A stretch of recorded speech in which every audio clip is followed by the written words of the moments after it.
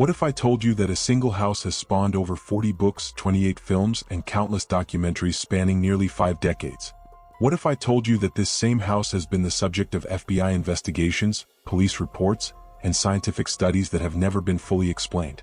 The address is 112 Ocean Avenue, Amityville, New York, and it remains one of the most documented cases of alleged supernatural activity in American history. But here's what will chill you to the bone. Despite all the investigations, all the evidence, all the testimonies from credible witnesses including police officers, clergy, and paranormal researchers, we still don't know the truth. The Amityville horror case presents us with a terrifying question that has haunted investigators for decades. How do you explain physical evidence of paranormal activity that defies every law of science? How do you dismiss photographic documentation, audio recordings, and witness testimonies from people with nothing to gain and everything to lose? Tonight, we're going to dive deep into the most controversial haunting in American history, and by the end of this investigation, you'll understand why the Amityville horror continues to divide believers and skeptics alike. Because the evidence we're about to examine doesn't just challenge what you believe about the paranormal, it challenges what you believe about reality itself. The house at 112 Ocean Avenue isn't just allegedly haunted. It's a place where the impossible becomes possible, where the laws of physics bend, and where ordinary families are transformed into living testimonies of terror. Are you ready to confront the evidence that has stumped investigators for nearly 50 years? Are you prepared to question everything you thought you knew about the supernatural? Because once you hear what really happened in that house, once you see the evidence that can't be explained away, you'll never look at a seemingly ordinary suburban home the same way again. The Amityville horror, truth or hoax, complete script. 1/8. The hook, numbers don't lie. What if I told you that a single house has spawned over 40 books, 28 films, and countless documentaries spanning nearly 5 decades?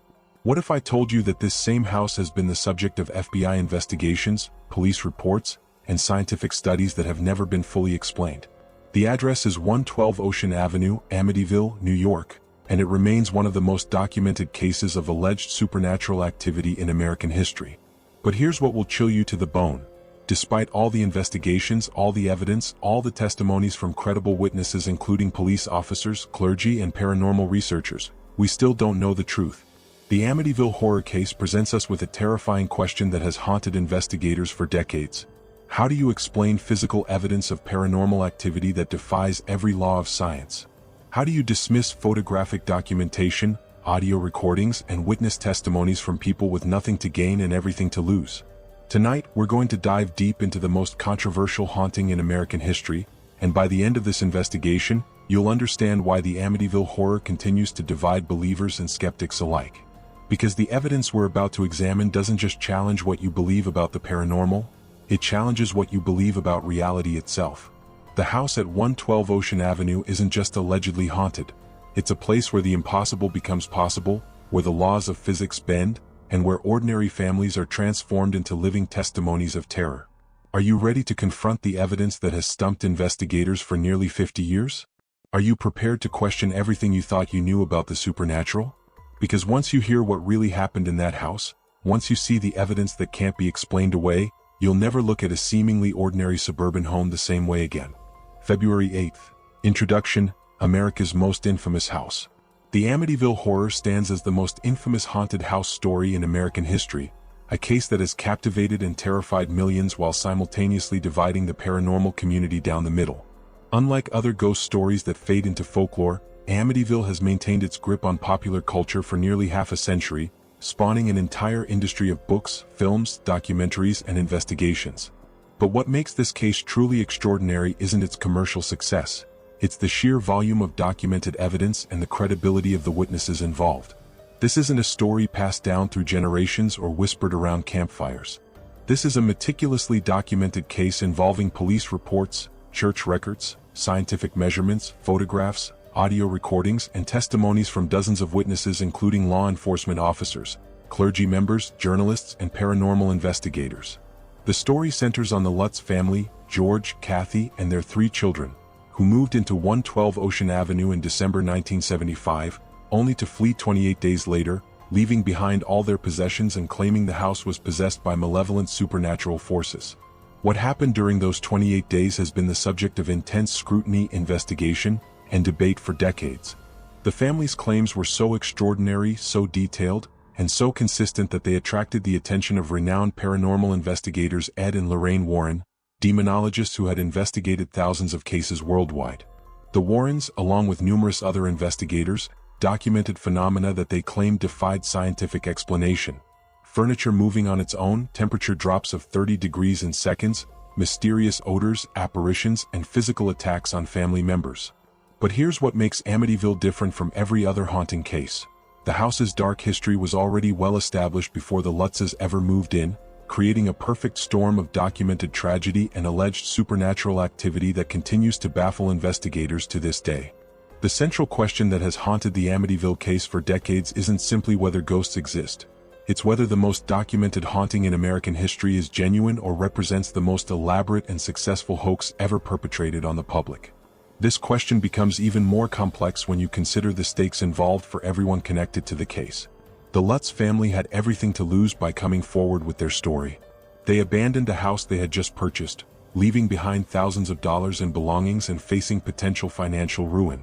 They subjected themselves to intense media scrutiny, skeptical investigators, and public ridicule.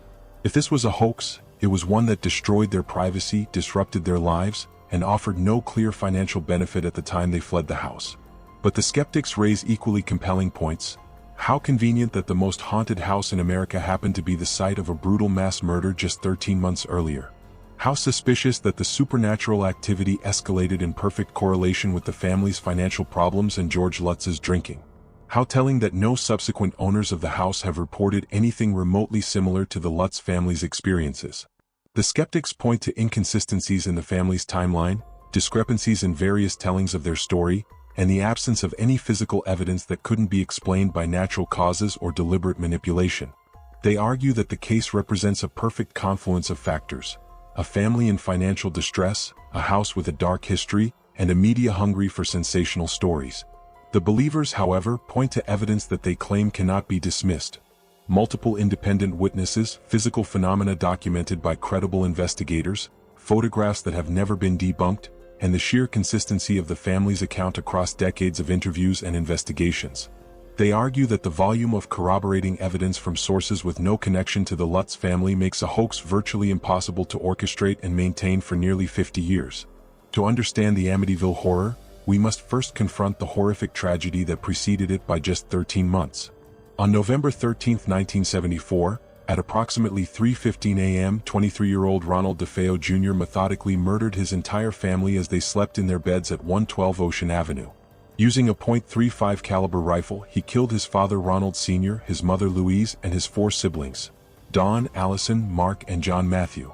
The brutality of the crime was matched only by its mysterious circumstances. Despite the weapon's loud report, none of the victims showed signs of waking or attempting to flee. All were found lying face down in their beds, as if they had been held in place by some unseen force. The crime scene baffled investigators. How could 6 people in a house be murdered with a high-caliber rifle without anyone else awakening? The walls were thin, the house was small, and yet each victim appeared to have died without any awareness of the carnage occurring around them. Ronald DeFao Jr.'s behavior after the murders was equally puzzling. He went to work the next day as if nothing had happened, then spent the evening at a local bar before discovering the bodies and calling police. His story changed multiple times during interrogation, and he eventually claimed that voices in the house had commanded him to kill his family. During his trial, DeFao's defense team argued that he was driven to murder by supernatural forces within the house itself. While the jury rejected this defense and convicted him of 6 counts of murder, the question of what really happened that night has never been fully resolved. Investigators noted strange details that couldn't be explained. The family dog was found unharmed but cowering in the basement. Neighbors reported no unusual sounds despite the rifle's loud report, and several witnesses claimed the house had felt wrong even before the murders. The DeFao case established 112 Ocean Avenue as a house marked by tragedy, but it also raised questions about whether something malevolent had influenced the killings themselves. When the Lutz family moved into the house 13 months later, they were aware of its dark history, but they believed they could overcome the past and create a new beginning for their family.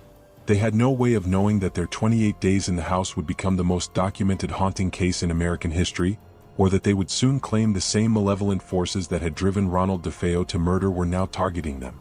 The Lutz family's experience began on December 18, 1975, when they moved into 112 Ocean Avenue with hope and determination to create a fresh start. George Lutz, a surveyor and businessman, had married Kathy and adopted her 3 children from a previous marriage: Daniel, Christopher, and Melissa. The house, despite its tragic history, seemed like the perfect opportunity for the newly blended family. Spacious, affordable, and located in a desirable neighborhood. But from the very first night, things began to go wrong in ways that defied rational explanation. The family reported that the house felt unnaturally cold despite the heating system working perfectly. Temperature readings taken by investigators later showed inexplicable cold spots that moved throughout the house, with some areas registering temperatures 30 degrees lower than adjacent rooms.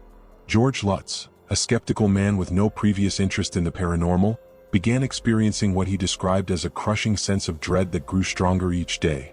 He found himself waking at 3:15 a.m. every night, the exact time the DeFao murders had occurred, and feeling compelled to check the boathouse behind the property. The children reported seeing apparitions, a figure of a young girl in their bedroom, mysterious lights, and sounds of music playing in empty rooms. Kathy Lutz documented strange odors that would appear and disappear without warning, sometimes the smell of perfume in rooms where no one had been, other times the overwhelming stench of human waste that would vanish as suddenly as it appeared. The family's behavior began to change in disturbing ways. George, normally clean-shaven, stopped shaving and cutting his hair, developing a wild, unkempt appearance that alarmed friends and family. He became increasingly isolated and paranoid, convinced that something in the house was watching him. Kathy began experiencing physical symptoms: unexplained bruises, scratches that appeared overnight, and a persistent feeling of being touched by invisible hands. The most frightening incidents involved apparent physical attacks on family members. Kathy reported being lifted from her bed by an unseen force, while George claimed to have been pushed downstairs and felt invisible hands trying to strangle him. The children, despite their young ages, provided consistent accounts of supernatural encounters that remained unchanged even when questioned separately by investigators and child psychologists. Perhaps most disturbing was the apparent escalation of activity. What began as cold spots and strange sounds quickly evolved into furniture moving on its own, doors slamming with tremendous force, and windows opening and closing without human intervention.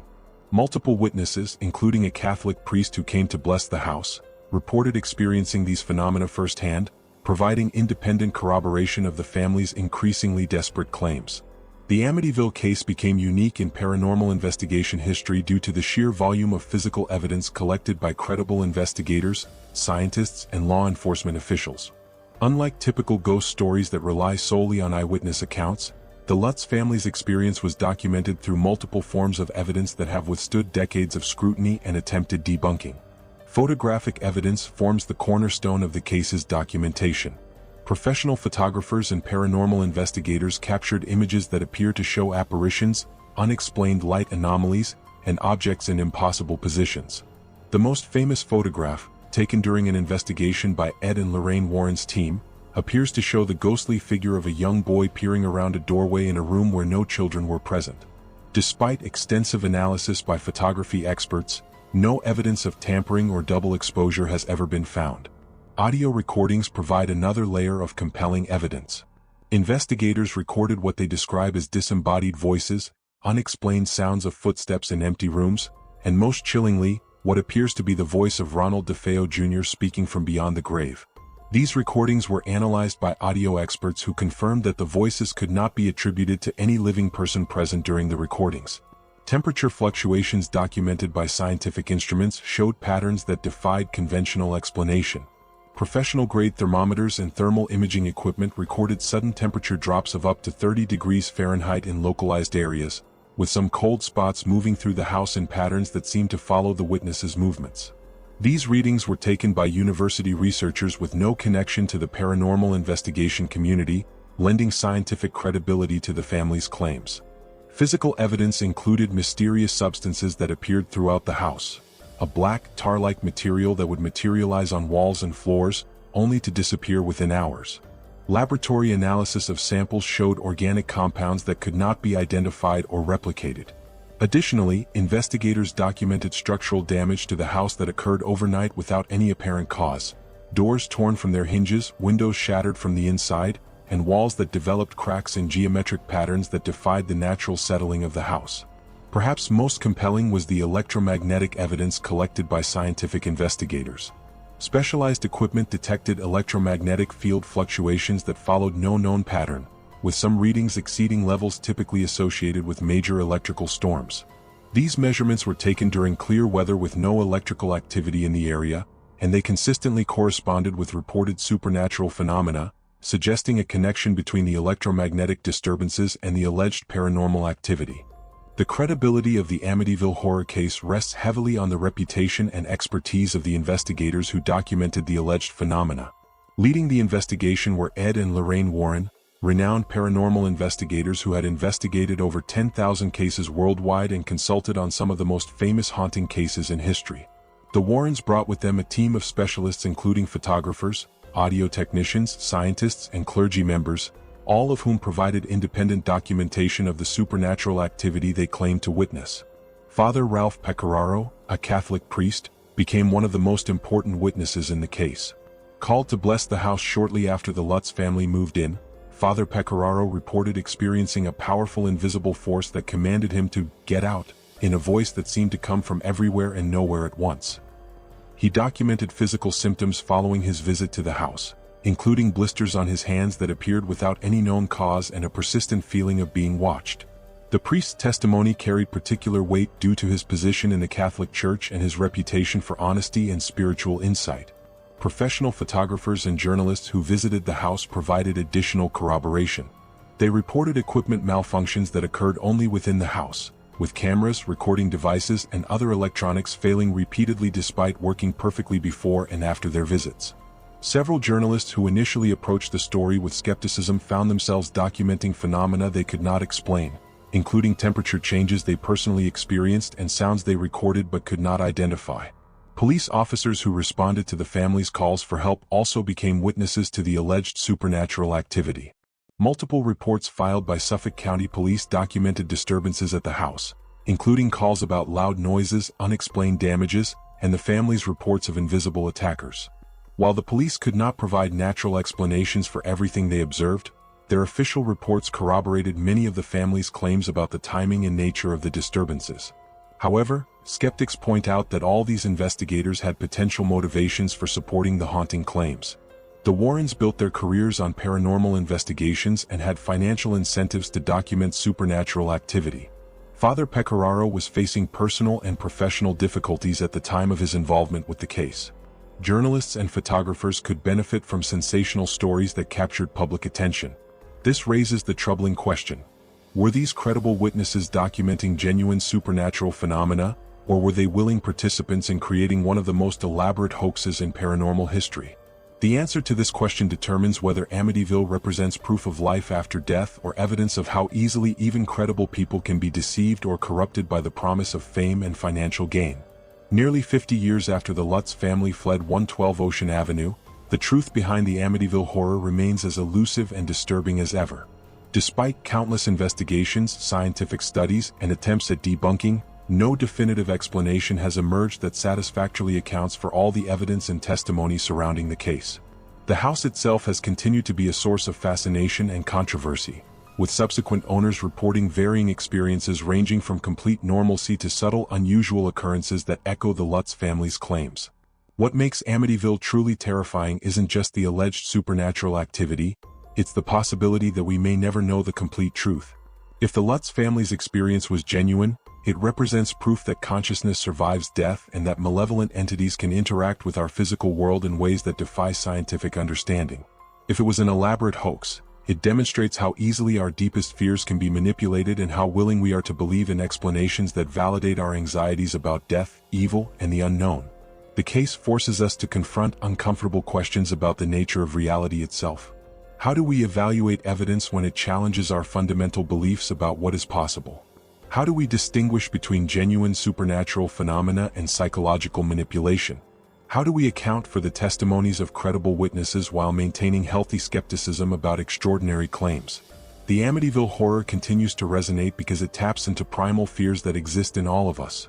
The fear that our homes aren't safe, that evil can contaminate the places we love, and that there are forces in the universe beyond our understanding or control. Whether you believe the supernatural claims or view them as an elaborate hoax, The case serves as a reminder that the line between reality and nightmare can be far thinner than we care to admit. The house at 112 Ocean Avenue stands today as a monument to one of the most enduring mysteries in American paranormal history. Its windows look out on the same streets, its rooms contain the same shadows, and somewhere within its walls lies the truth about what really happened during those 28 days in 1975. Perhaps that's the most frightening aspect of the Amityville horror. The truth is still out there, waiting in the darkness, challenging us to decide what we're willing to believe about the world beyond our perception. What do you think really happened in that house? Have you ever experienced something that challenged your understanding of reality? Share your thoughts in the comments below, and don't forget to subscribe for more investigations into the mysteries that continue to haunt our world. Because the truth about the supernatural isn't just academic, it's personal, and it might be closer to your own life than you dare to imagine.